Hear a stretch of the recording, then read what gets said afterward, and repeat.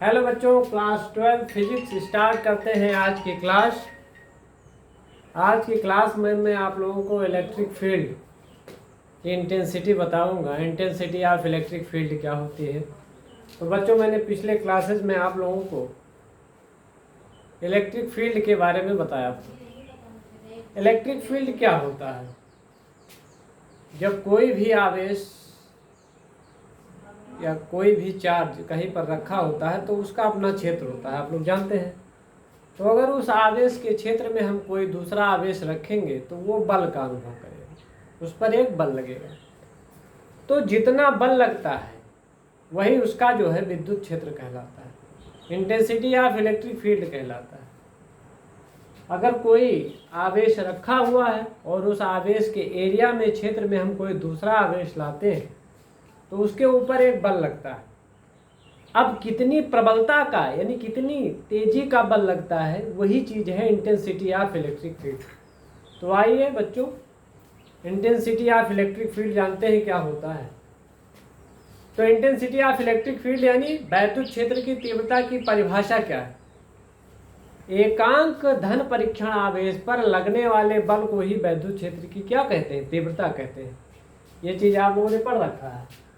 यहाँ देखिए, E is equal to F upon Q naught. Q naught क्या है? परीक्षण आवेश है, धन परीक्षण आवेश। तो ये धन परीक्षण आवेश अगर किसी आवेश के एरिया में रखा होगा तो इस पर बल जरूर लगेगा। तो कितनी तेजी का बल लगेगा, कितनी प्रबलता का बल लगेगा, वही होगा इंटेंसिटी ऑफ इलेक्ट्रिक फील्ड। यानी कितना तेज या कितना धीमा बल लगता है, वही है इंटेंसिटी ऑफ इलेक्ट्रिक फील्ड। तो आइए अब आपको बताते हैं किसी बिंदु आवेश के कारण विद्युत क्षेत्र की तीव्रता। किसी बिंदु आवेश के कारण विद्युत क्षेत्र की तीव्रता, intensity of electric field due to a point charge. कोई पॉइंट चार्ज रखा हुआ है तो उसके कारण हम लोग जो है विद्युत क्षेत्र की तीव्रता निकालने जा रहे हैं। तो इसको कैसे निकालेंगे, आइए सीखते हैं। यहाँ देखिए फिगर में मैंने क्या किया है, सबसे पहले एक पॉजिटिव चार्ज धनावेश ले लिया है। तो बिंदुओं पर ये धनावेश रखा हुआ है। अब इससे बच्चों सपोज दैट यहाँ से इससे बिंदुओं से r दूरी पर, इससे r डिस्टेंस पर, देखिए r डिस्टेंस पर कोई पॉइंट P है, r दूरी पर कोई बिंदु P है, जहाँ पर हमको इंटेंसिटी ऑफ इलेक्ट्रिक फील्ड यानी विद्युत क्षेत्र की तीव्रता ज्ञात करनी है, फाइंड आउट करनी है। तो उसके लिए मैंने क्या किया कि इस बिंदु पर एक जो है मैंने परीक्षण आवेश रख लिया, पॉइंट चार्ज रख लिया, टेस्ट चार्ज रख लिया टेस्टिंग करने के लिए कि इस पर कितना बल लगेगा, इस आवेश के द्वारा इस आवेश पर कितना बल लगेगा, कितने बल का ये अनुभव करेगा, ये हम परीक्षण करने वाले।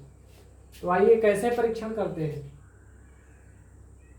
तो हम करते क्या हैं, यहाँ पर सबसे पहले एक धनावेश रख लेते हैं और उससे कुछ दूरी पर एक पॉइंट P ले लेते हैं, वहां पर एक परीक्षण आवेश रख लेते हैं।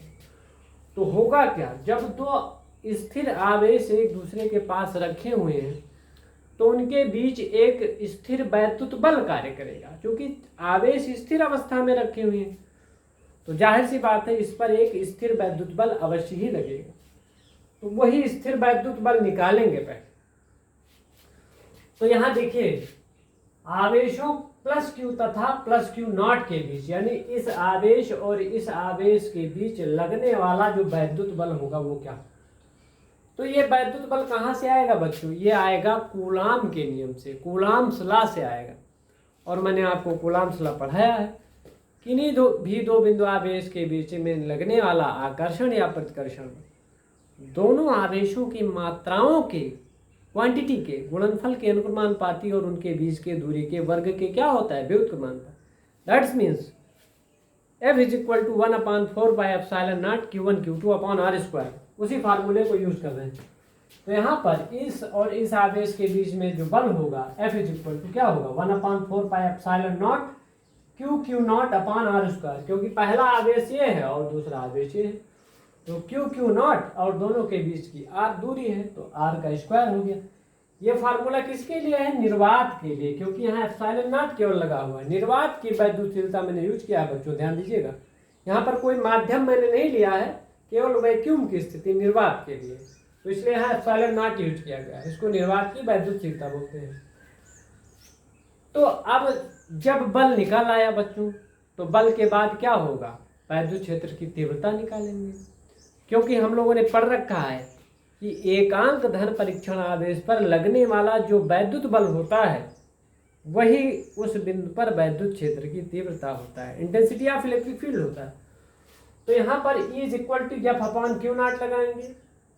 क्यू नॉट क्या है, ये वाला परीक्षण आवेश है, और इस परीक्षण आवेश पर क्या होगा, ये वाला आवेश अपना बल लगाएगा, और जितना बल लगाएगा वही होगी वैद्युत क्षेत्र की तीव्रता। तो F upon Q naught is equal to, यहाँ देखिए एफ है एफ, तो एफ की वैल्यू हमें पहले ही मिल गई है। एफ की वैल्यू क्या है, 1/4πε0 Q not upon R square. तो यहाँ एफ की वैल्यू मैंने क्या किया है बच्चों, पुट कर दिया है, एफ की वैल्यू रख दिया है। तो F upon Q not, F की वैल्यू क्या है 1/4πε0 Q not upon R square. तो यहाँ पर क्या हो गया बच्चों, क्यू और क्यू नॉट कैंसिल्ड हो गया ये, तो बचा क्या, is equal to 1/4πε0 Q upon R square newton पर कूलम। ये हो गया intensity of electric field due to a point charge, किसी बिंदु आवेश के कारण, अकेले आवेश के कारण वैद्युत क्षेत्र की तीव्रता।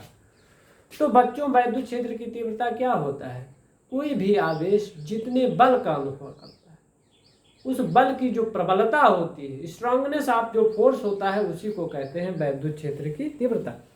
अब वैद्युत क्षेत्र की तीव्रता एक सदिश राशि है, गाइस ध्यान देंगे, वेक्टर क्वांटिटी है। तो अब इसकी दिशा क्या होगी, दिशा की बात कर लीजिए। यहाँ पर जो परीक्षण आवेश रखा होगा और उस परीक्षण आवेश पर जिस डायरेक्शन में फोर्स लगेगा, जिस दिशा में बल लगेगा बच्चों, वही होगा इंटेंसिटी ऑफ इलेक्ट्रिक फील्ड का डायरेक्शन, यानी वैद्युत क्षेत्र की दिशा। अब यहाँ अगर पॉजिटिव चार्ज है और यहाँ भी एक टेस्ट चार्ज पॉजिटिव है, तो क्या होगा, इस पर जो बल लगेगा वो बाहर की ओर लगेगा, तो इंटेंसिटी ऑफ इलेक्ट्रिक फील्ड का डायरेक्शन किधर होगा, बाहर की ओर होगा, आउटवर्ड होगा।